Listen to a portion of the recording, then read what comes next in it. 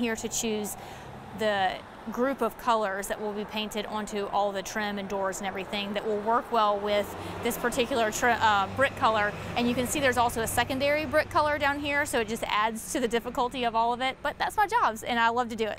Choosing a paint color can be difficult for anybody, but this particular situation that I'm taking care of for a client right now is like especially difficult. You can see the color of the brick that's behind me. It's kind of got a really yellow tinge to it, and then there's several different trim pieces that have to be chosen too. So there's probably 3 or 4 different colors that have to be chosen. We're in a historic district. The brick cannot be painted, and really I don't recommend it get painted anyway. So I'm here to choose the group of colors that will be painted onto all the trim and doors and everything that will work well with this particular brick color. And you can see there's also a secondary brick color down here, so it just adds to the difficulty of all of it, but that's my job and I love to do it. So here we are today. I wanted to kind of show you guys what my method is in choosing paint colors. I always start off with a full paint deck with every color under the sun in it, and then kind of eliminate. You can see that I've already started to eliminate some of the colors. These are the ones I've eliminated, and then these are the ones that I still have left over. So there's still lots to choose from, but you can see that the colors that I've left, this is so close to what the brick is, and so I'll use this as the basis to choose other colors on it. You can see here the colors the previous owners had chosen: super bright stark white and super deep dark black, and they just don't blend well with the brick. They pop off a little too much. They aren't the correct hue for this particular brick color. They really need to be more warm. And whites, if you've ever been to a paint store, you guys know there's a million whites to choose from. So this looks to be probably like just trim white right out of a bucket. So we can definitely choose a white that's a little more warm and doesn't stick out quite as brightly as this one does. And same thing for the black. We can pick another darker neutral that doesn't pop like this one and blends with this color a little better. So that's what I'm gonna get to work doing. Like I said, I've kind of narrowed it down to here, but now I'm gonna narrow it down even further. Put some small pieces of, I've got even more chips in my bag that I can pull out and set up here and make my final decision. So I'm gonna get working on that now.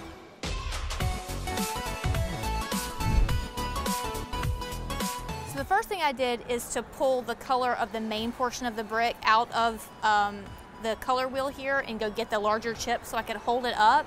The next thing I'm gonna do is to try to pull some accent colors that are lighter and darker for those wood trim pieces, but pull the colors out of the existing mortar and maybe some other places in the brick that naturally already exist within the brick, so that once we paint them on the wood areas, that'll draw that color out of the brick, rather than trying to choose colors that are completely absent from the entire composition. So this is the main brick portion of the entire composition, and then we'll go in and start to maybe pull out this mortar and choose some colors from there for the rest of the trim.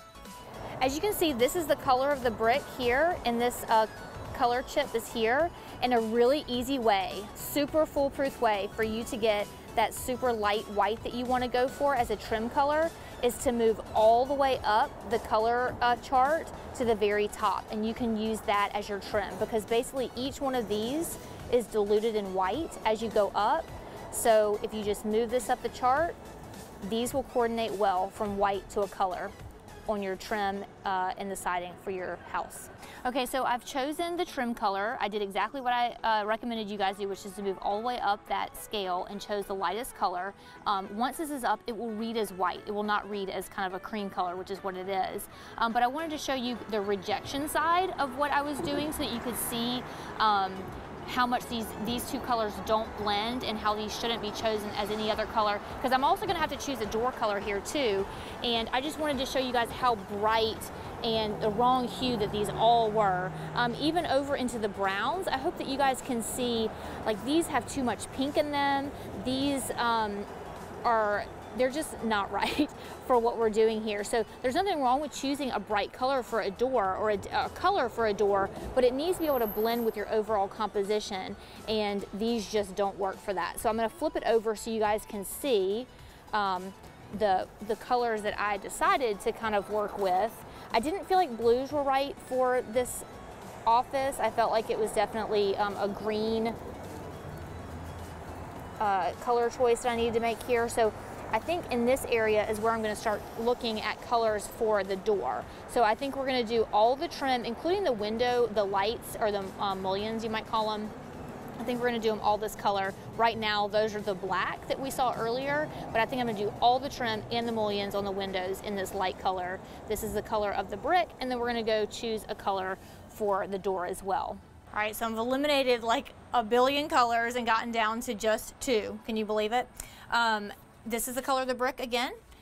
You can see it's real similar here. There's so much variation in brick that you can pull so many different colors out of. And this color was again at the top of the chart, but it also has little flecks of this color all over in it. So it's gonna be great for the trim. And then last but not least, I chose 2 choices for the front door. Now keep in mind that when you're outside, depending on the sheen of paint that you use, if it's glossier, it's gonna lighten up a bit, especially when you're outside in all this natural light. But in general, when you're choosing an outdoor color, especially for your front door, know that whatever color you choose, it's going to look brighter outside than in most other places that you see it. So just make sure that you're holding it up to the door, maybe even taping it up to the door, stepping back and taking a look at different parts of the day to find out exactly what color it's going to look like. Because I can't tell you how many times it's happened where a client has painted it and they step back and they realize it's too light because of how much light is reflecting off of that surface. So just make sure that, general rule of thumb, I usually go down 2 shades on that shade chart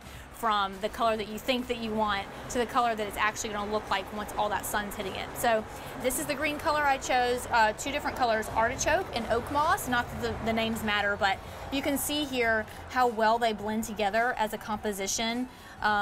Again, I chose a little darker just because if we get that natural light, it could end up looking like this shade. So you guys can see how those will blend together. Overall, it's going to be this mustardy color yellow brick, the lighter cream color for the trim, and then the green for the door.